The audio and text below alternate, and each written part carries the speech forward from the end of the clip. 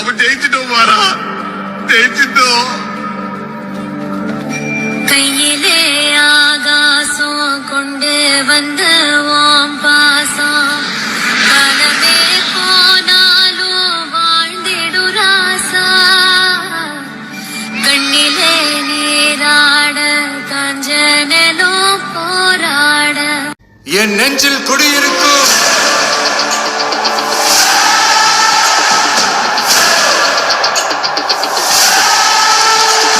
അങ്ങനെ കഴിഞ്ഞ കുറേ ദിവസങ്ങളായിട്ടുള്ള നമ്മുടെ എല്ലാവരുടെയും കാത്തിരിപ്പ് അവസാനിച്ചിരിക്കുകയാണ്. തമിഴ്നാടിൻ്റെ 18ാമത്തെ ചീഫ് മിനിസ്റ്ററായിട്ട് വിജയ് ഇന്ന് അധികാരമേൽക്കുകയാണ്. പുള്ളിക്കാരൻ്റെ സിനിമയെക്കാട്ടിലും വലിയ ട്വിസ്റ്റുകളായിരുന്നു ഈ കഴിഞ്ഞ കുറേ ദിവസങ്ങളായിട്ട് നമ്മളെല്ലാവരും കണ്ടുകൊണ്ടിരുന്നത്. ഇന്ന് 10 മണിക്ക് ജവഹർലാൽ നെഹ്റു ഇൻഡോർ സ്റ്റേഡിയത്തിൽ വെച്ച് വിജയും 9 മിനിസ്റ്റേഴ്സും സത്യപ്രതിജ്ഞ ചെയ്യാൻ പോവാണ്. ഇത് ശരിക്കും പറഞ്ഞാൽ ഒരു ചരിത്ര നിമിഷം എന്ന് വേണമെങ്കിൽ പറയാം. കാരണം വർഷങ്ങളായിട്ട് ഏറ്റവും ശക്തരായിട്ടുള്ള 2 പാർട്ടികൾ ഭരിച്ചു പോയിരുന്ന ഒരു സംസ്ഥാനം ഇന്ന് ഈ പറഞ്ഞ പൊളിറ്റിക്കൽ ബാക്ക്ഗ്രൗണ്ട്സ് ഒന്നും ഇല്ലാത്ത ഒരാൾ കൈയടക്കിയിരിക്കുകയാണ്.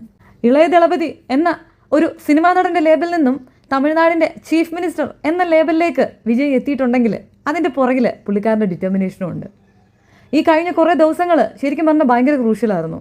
നമ്മളെല്ലാവരും ഒരുപാട് ആകാംക്ഷയോടെ കാത്തിരുന്ന കുറേ സമയങ്ങളുണ്ടായിരുന്നു.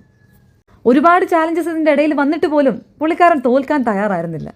ഒരുത്തൻ ജയിക്കണമെന്ന് പറഞ്ഞ് മുന്നിട്ടിറങ്ങിയാൽ പിന്നെ ചുറ്റുമുള്ള ഒന്നിനും അയാളെ തകർക്കാനായിട്ട് സാധിക്കില്ല എന്നതിൻ്റെ ഏറ്റവും വലിയ എക്സാമ്പിളാണ് ഇപ്പോൾ ഇവിടെ നടക്കാൻ പോകുന്നത്.